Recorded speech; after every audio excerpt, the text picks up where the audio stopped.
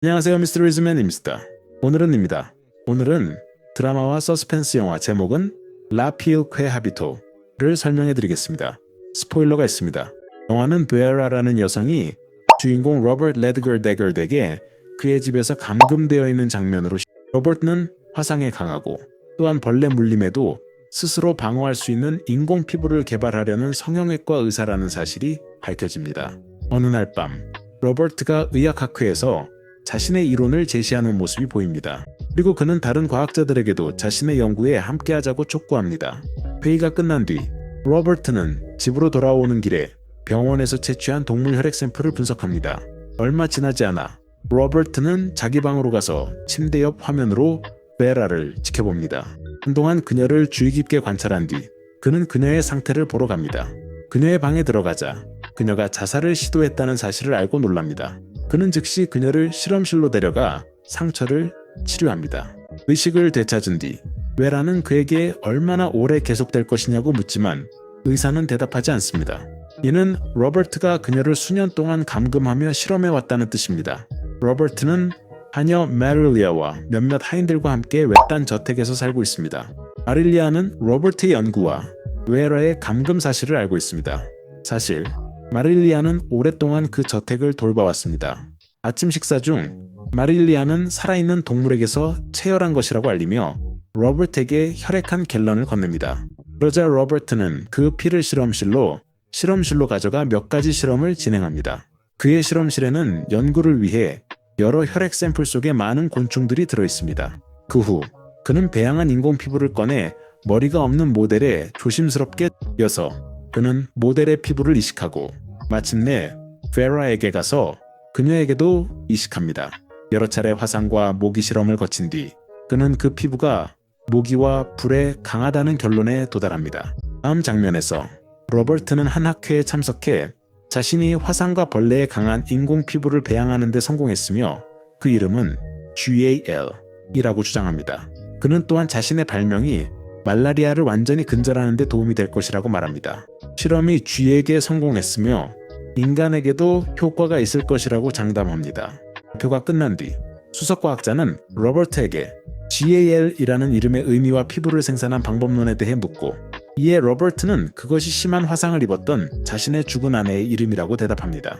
로버트는 또한 그 과학자에게 돼지 세포의 유전자와 인간 세포를 결합해 피부를 더 단단하고 모기에 강하게 만들었다고 말합니다. 비록 그 행위는 불법이지만요.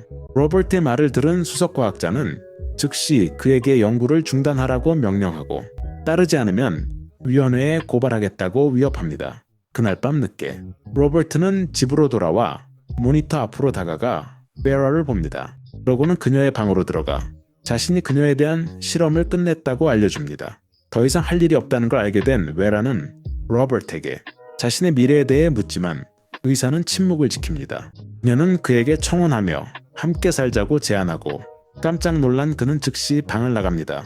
나중에 메릴리아는 죽은 아내를 닮은 베라가 미래에 문제를 일으킬까봐 빨리 그녀를 처리하라고 조언합니다. 하지만 로버트는 서두를 것 없다며 베라를 더 오래 숨기기 위해 모든 하인을 내보내라고 합니다. 다음 날 하인들이 떠나고 호랑이 옷을 입은 남자가 찾아와 10년 만에 아들 제카를 감격한 그녀는 그를 안으로 들여보내고 먹을 것을 권합니다. 하지만 제카가 식사하는 동안 텔레비전에 은행 강도 사건 뉴스가 나옵니다. 그 뉴스를 통해 메릴리아는 세크가 도주한 강도들 중 하나라는 사실을 알아냅니다. 마릴리아가 그 일로 그를 추궁하자 그는 순순히 인정하고 대신 동료가 폐쇄로 카메라를 끄지 않은 탓이라고 돌립니다. 그 뒤 그는 마릴리아를 설득해 며칠만 머물게 해달라고 합니다.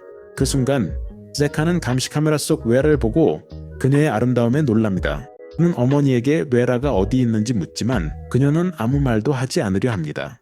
어머니가 베라의 위치를 끝내 밝히지 않자 그는 어머니를 의자에 묻고 베라를 찾기 시작합니다. 마침내 그녀의 방을 찾아내고 억지로 들어가려 합니다. 그런데 그 과정에서 세카는 웨라가 살아있는 것을 보고 놀랍니다. 알고 보니 웨라는 로버트의 죽은 아내 게일과 똑 닮았습니다. 그때 로버트가 저택에 도착해 의자에 묶인 메릴리아를 발견하고 화면 너머로 세크와 웨라를 목격합니다. 격분한 그는 방으로 달려가 세카를 쏘고 웨라를 품에 안습니다. 잠시 후 메릴리아가 핏자국 묻은 침대를 치우며 둘이 형제였다는 사실을 밝힙니다. 그녀는 덧붙여 세카는 자신의 직장 동료와의 사이에서 태어났고 로버트는 자신이 예전에 일했던 레드걸 씨의 아들이라고 말합니다. 이는 그녀가 로버트의 생물학적 어머니라는 뜻이지만 로버트는 그 사실을 전혀 모릅니다. 이후 베라는 세카가 왜 자신을 아는 것처럼 행동했는지 메릴리아에게 묻습니다. 메릴리아는 그가 베라를 로버트의 아내 게일과 혼동한 것이며 둘이 똑같이 생겼다고 설명합니다.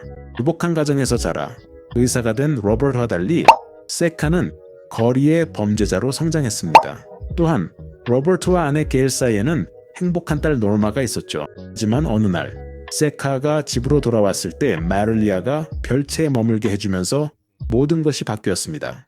세카는 게일을 보자마자 사랑에 빠졌고 차를 타고 도망치다 사고를 당했습니다. 불타는 차에서 세카는 게일을 버리고 홀로 탈출했습니다. 로버트가 그녀를 발견했을 때 얼굴은 흉하게 일그러져 있었습니다. 거울을 치우고 밤낮으로 돌본 끝에 몸은 회복했지만 얼굴은 그대로였죠. 어느 날 게일은 창문을 통해 앞마당에서 놀고 있는 딸을 보려고 갔습니다. 하지만 실수로 창문 유리에 비친 자기 얼굴을 보게 되었고 그로 인해 살고자 하는 희망이 완전히 부서졌습니다. 얼마 지나지 않아 그녀는 창문에서 뛰어내려 스스로 목숨을 끊었습니다. 노르마 앞에 떨어진 시신은 그녀에게 평생 지울 수 없는 상처가 됐습니다. 웨라와 로버트는 사랑을 나누려 하지만 과거의 상처를 고백하는 웨라를 보며 로버트는 멈춥니다. 두 사람은 서로를 껴안고 곧 잠이 듭니다. 잠든 로버트는 딸의 죽음을 꿈꾸고 영화는 6년 전 노르마가 어머니의 죽음으로 인한 트라우마를 치유하던 시절로 돌아갑니다. 파티 중 노르마가 사라지자 로버트는 그녀를 찾습니다. 스쳐 지나간 남자 뒤로 나무 아래 쓰러진 노르마를 발견합니다.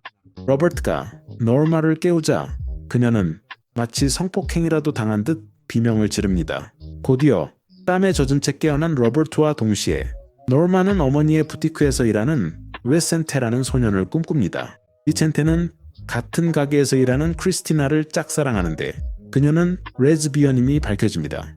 이후 그들은 로버트가 환영에서 본 파티에 참석하고 노르마와 비첸테는 가까워져 함께 나갑니다. 병원에 들어선 두 사람은 관계를 맺기 시작합니다.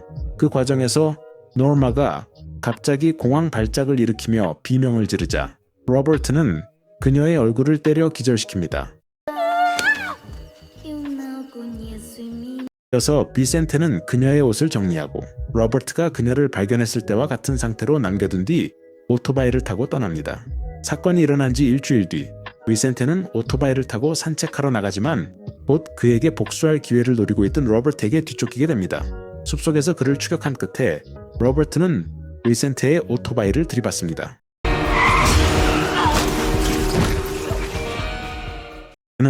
그는 비센테를 자신의 지하실 창고로 납치해 사슬로 묶어둡니다. 그 뒤 한 경찰관이 비센테의 어머니에게 그의 부서진 오토바이가 절벽에서 발견되었다고 알립니다. 게다가 비센테가 절벽 아래로 떨어져 바다에 휩쓸렸을지도 모른다고. 하지만 어머니는 이를 믿지 않고 아들이 살아있다고 주장합니다. 다음날 로버트는 정신병원에 있는 딸 노르마를 찾아가지만 노르마는 아버지를 부정하며 옷장에 숨어 남성에 대한 극심한 공포를 보입니다.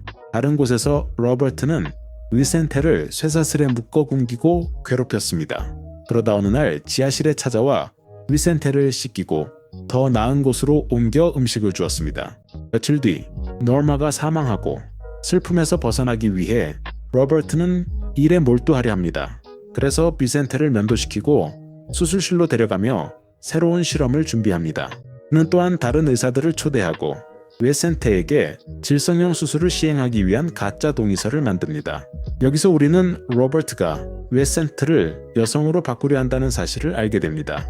의사들은 성공적으로 수술을 진행하고 그를 여성으로 바꿉니다. 수술 후 깨어난 웨센테는 자신이 더 이상 남자가 아니라는 사실에 경악합니다. 이후 거울을 보던 그에게 로버트가 다가와 수술한 부위에 치료용 확장기를 건넵니다. 또한 로버트는 주기적으로 상태를 점검하며 회복을 돕습니다. 그 과정에서 로버트는 웨센트가 자신의 딸에게 저지른 죄 때문에 납치했다고 밝히며 웨센트는 언젠가 풀려나길 바라며 그의 명령에 복종합니다. 세월이 흘러 비센테는 웨러가 되었습니다. 영화 속 모습 그대로의 웨러가 된 것이죠. 치유 후 도망치려던 그녀를 로버트가 가두자 극단적 선택을 시도하지만 그가 즉시 연구실로 옮겨 살려냅니다. 상처를 꿰매며 그는 베라라는 새 이름을 지어줍니다. 이후 베라는 특별한 방에 갇혀 홀로 텔레비전을 보고 요가를 하며 시간을 보냅니다. 간병인의 필요성을 느낀 로버트는 오랫동안 일을 그만두었던 메릴리아를 다시 부릅니다. 그는 문을 열지 말고 문제가 생기면 연락하라 당부하며 현재 시점으로 돌아와 베라를 경계하는 메릴리아의 모습을 보여줍니다. 로버트는 베라가 메릴리아와 쇼핑하도록 허락합니다. 메릴리아는 베라를 풀어주는 것이 위험하다고 경고하지만 로버트는 이를 무시합니다. 그날 오후 로버트의 동료가 비센테의 사진이 실린 신문을 가져옵니다. 그는 과거의 질 성형 수술을 언급하며 로버트가 비센테의 동의를 속였다고 비난합니다. 그때 베라가 나타나 비센트가 숙녀가 되기를 원해 수술에 동의했다고 변호합니다. 동료가 떠나자 로버트는 자신을 지켜준 베라에게 고마움을 표합니다.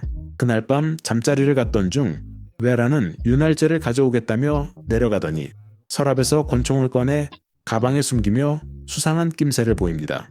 올라가기 전 베라는 비센트였던 시절의 사진을 쓰다듬고 방에선 로버트에게 총을 겨눈 뒤 사랑도 거짓이었다며 쏴 죽입니다. 아래층에서 메릴리아는 총성을 듣고 자기 방으로 달려가지만 로버트처럼 같은 운명을 맞습니다. 다음날 베라는 어머니 부티크에서 크리스티나의 안내를 받고 매장을 둘러본 뒤 자신의 이야기를 털어놓자 크리스티나는 울음을 이어서 베라는 6년 전 입었던 드레스를 보여주며 크리스티나에게 자신이 비센테임을 증명합니다. 어머니에게 자신이 아들 비센트라고 밝히며 이 명작 영화는 끝이 납니다. 이와 같은 영상을 더 보시려면 구독하고 알림 설정을 켜고 채널에 도움이 되도록 좋아요를 눌러주세요. 시청해주셔서 감사합니다.